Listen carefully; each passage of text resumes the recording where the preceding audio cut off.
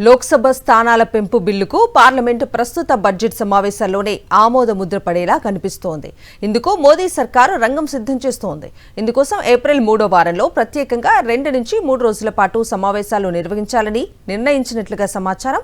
ఉభయ సభలు ఏ తేదీన భేటీ అయ్యేది పార్లమెంట్లో ఇవాళ ప్రకటించనున్నారు.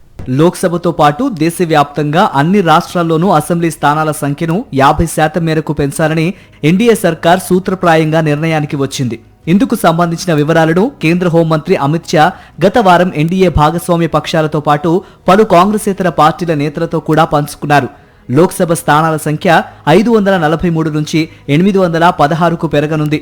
వాటిలో 273 స్థానాలను మహిళలకు రిజర్వ్ చేయనున్నారు. లోక్సభతో పాటు రాష్ట్రాల అసెంబ్లీల్లో మహిళలకు 33% రిజర్వేషన్లు కల్పించేందుకు వీలుగా నారీ శక్తి చట్టాన్ని 2023లోనే పార్లమెంటు ఆమోదించింది. నియోజకవర్గాల పునర్విభజన కసరత్తు పూర్తయిన అనంతరమే ఆ చట్టం అమల్లోకి రానుంది. 33% మహిళా రిజర్వేషన్లను 2029 నుంచి జరగబోయే లోక్సభ అసెంబ్లీ ఎన్నికలకు కూడా వర్తింపచేయాలని మోదీ సర్కార్ భావిస్తోంది. అందుకు వీలుగా రాజ్యాంగ సవరణ బిల్లును కూడా ఈ సమావేశాల్లోనే ప్రవేశపెట్టాలని నిర్ణయించినట్లు తెలుస్తోంది.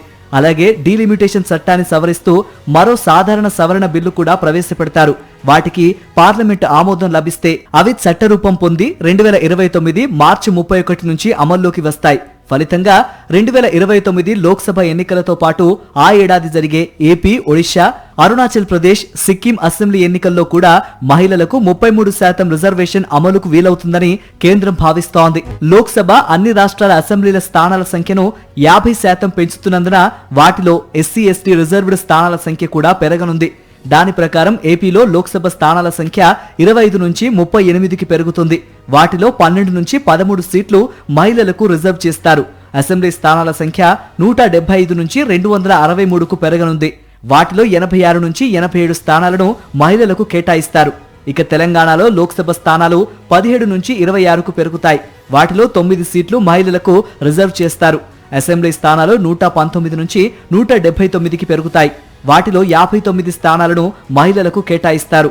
నియోజకవర్గాల పెంపునకు 2027 జనాభా లెక్కలను కాకుండా 2011 గణాంకాలనే ప్రాతిపదికగా తీసుకోవాలని మోదీ సర్కార్ నిర్ణయించింది.